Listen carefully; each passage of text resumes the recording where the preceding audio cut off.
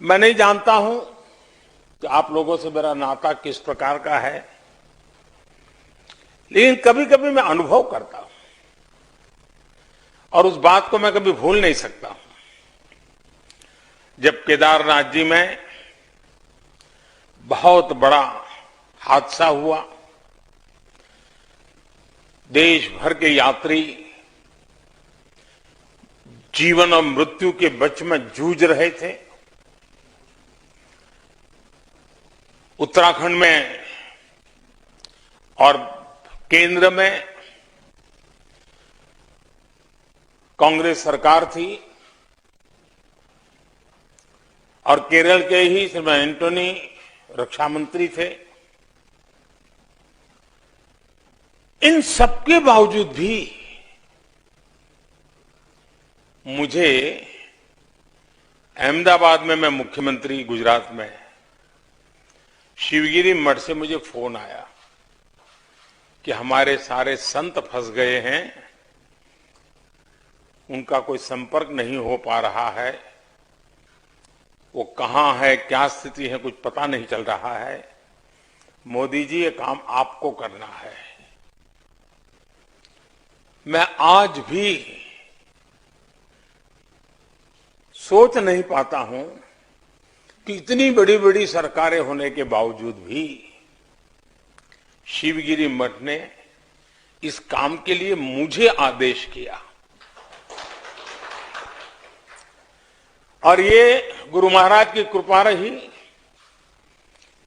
कि गुजरात में मेरे पास उतने तो संसाधन नहीं थे, फिर भी मुझे उस पुण्य कार्य का सेवा का मौका मिला और सभी संतों को सुख रूप में वापस ले आ पाया और शिवगिरी मठ पहुंचा पाया। उस फोन कॉल से ही मेरे लिए सचमुच में वो हृदय को छूने वाली घटना थी कि ऐसा क्या गुरु महाराज का आशीर्वाद होगा कि इस पवित्र कार्य के लिए आपने मुझे चुना।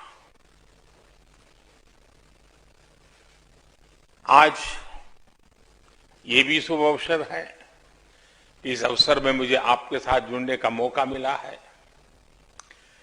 तीर्थदानम की 90 सालों की यात्रा और ब्रह्म विद्यालयम की गोल्डन जुबिली, ये केवल एक संस्था की यात्रा नहीं है,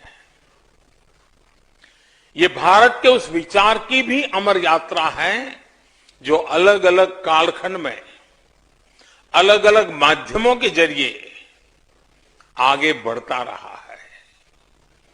भारत के दर्शन को जीवंत बनाए रखने में, भारत की इस आध्यात्मिक और वैज्ञानिक विकास यात्रा में केरल ने हमेशा अहम योगदान निभाया है और जरूरत पड़ने पर नेतृत्व भी किया है।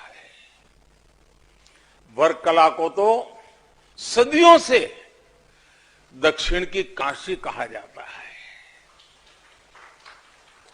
काशी चाहे उत्तर में हो या दक्षिण में, वाराणसी में शिव की नगरी हो या वर्कला में शिवगिरी, भारत की ऊर्जा का हर केंद्र हम सभी भारतीयों के जीवन में विशेष स्थान रखता है।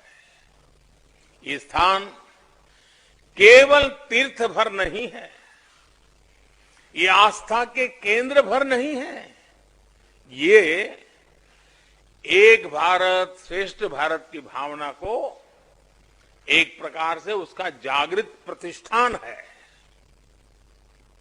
मैं इस अवसर पर श्री नारायण धर्म संगम ट्रस्ट को, स्वामी सच्चिदानंद जी को, स्वामी ऋतंबरानंद जी को और स्वामी गुरु प्रसाद जी को हृदय से बहुत बहुत बधाई देता हूं। तीर्थदानम और ब्रह्म विद्यालयम की स्वर्णिम यात्रा में, इस आयोजन में लाखों करोड़ों अनुयायियों की अनंत आस्था और अथक परिश्रम भी शामिल है।